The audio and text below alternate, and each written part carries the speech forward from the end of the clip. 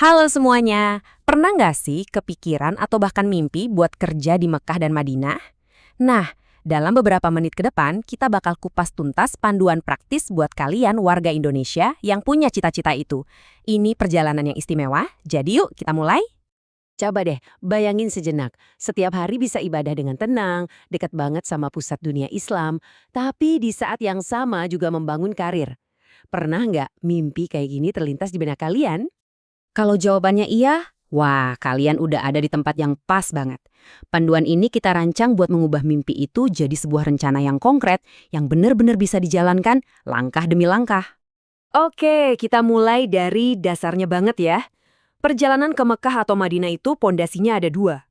Niat spiritual yang lurus dan pemahaman soal syarat-syarat legal yang ya cukup praktis. Keduanya ini sama-sama penting, nggak bisa dipisahin. Poin ini nih yang perlu kita garis bawahi banget. Kerja di tanah suci itu beda rasanya. Ini bukan cuma soal gaji atau jabatan, tapi lebih ke kesempatan buat memperdalam iman dan dapat ketenangan batin yang mungkin nggak bakal kalian temuin di tempat lain. Sekarang kita masuk ke hal teknis yang paling krusial, Iqamah. Biar gampang, anggap aja Iqamah ini KTP sekaligus izin kerja kalian dalam satu kartu sakti. Tanpa benda ini, kalian nggak bisa tinggal dan kerja secara legal di Arab Saudi. Jadi ini benar-benar kunci utama kalian.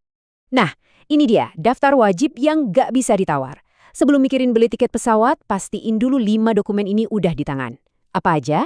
Paspor yang masih berlaku lama, kontrak kerja yang udah ditandatangani, ijazah yang udah dilegalisir, laporan medis yang disetujui, dan pastinya SKCK. Ingat ya, semuanya ini harus disiapin dari Indonesia. Oke, skenarionya kalian sudah mendarat di Saudi. Selamat! Eits, tapi perjuangan belum selesai. 90 hari pertama atau 3 bulan pertama itu periode yang super krusial. Ini adalah fase di mana kalian bakal sibuk ngurus semua legalitas supaya bisa menetap dan memulai hidup baru dengan tenang. Biar nggak bingung, alur prosesnya tuh begini. Prosesnya itu dimulai dari perusahaan di Saudi, bukan dari kalian.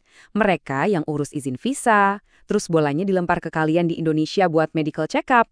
Dan akhirnya, setelah kalian tiba di sana, mereka lagi yang finalisasi iqomahnya. Kuncinya apa? Jaga komunikasi yang baik sama HRD perusahaan. Mereka itu sahabat terbaik kalian di fase ini. Nah, begini kira-kira gambaran 90 hari pertama kalian. Begitu sampai, bakal ada tes medis ulang, ini standar kok. Terus, kalian wajib daftarin alamat tinggal resmi. Setelah semua itu beres, barulah proses penerbitan kartu iqomah dimulai. Biasanya, proses ini makan waktu antara 1 sampai 4 minggu. Jadi, kuncinya sabar. Oke, urusan legalitas udah mulai kebayang ya. Sekarang kita masuk ke pertanyaan yang paling ditunggu-tunggu, gimana soal kerjaan dan gajinya? Yuk kita bedah aspek profesionalnya. Berapa sih ekspektasi gaji yang realistis dan sektor pekerjaan apa aja yang lagi banyak dicari di sana? Yuk kita ngobrolin angka. Ini gambaran gaji bulanan dalam Saudi Riyal. Tentu ini cuma estimasi ya, bisa banget beda-beda tergantung pengalaman dan perusahaannya. Tapi ini bisa jadi patokan yang bagus pas kalian negosiasi. Dan ini bagian serunya, penghasilan di Saudi itu bebas pajak pribadi. Jadi angka yang kalian lihat itu yang bakal masuk ke kantong kalian. Nah, ini satu tips negosiasi yang penting banget. Pas kalian ditawarin gaji, jangan cuma lihat gaji pokoknya aja. Tanyain soal total package-nya. Kenapa? Soalnya, tunjangan perumahan itu biasanya setara dengan 25% dari gaji pokok kalian.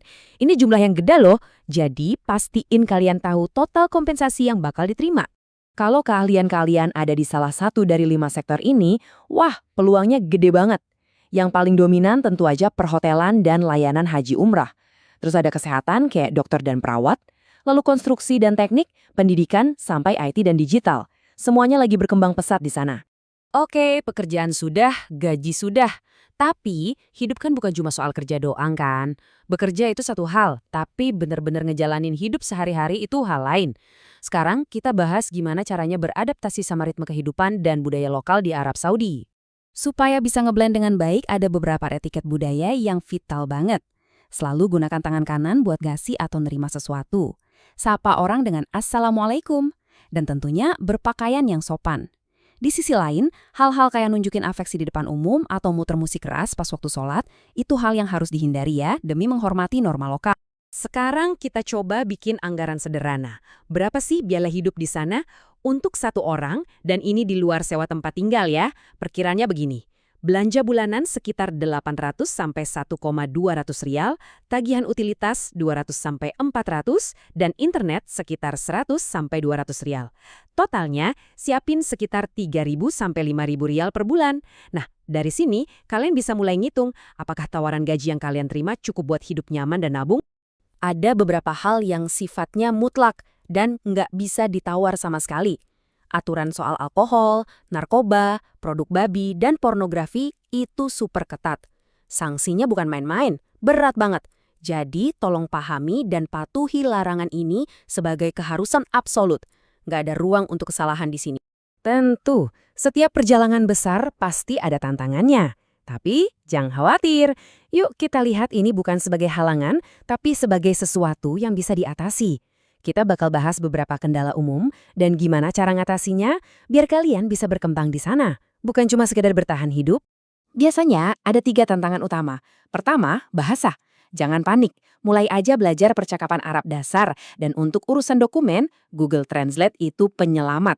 Kedua, iklim yang ekstrim panas. Kuncinya simple, banyak minum air putih dan kurangin aktivitas di luar ruangan pas puncak musim panas.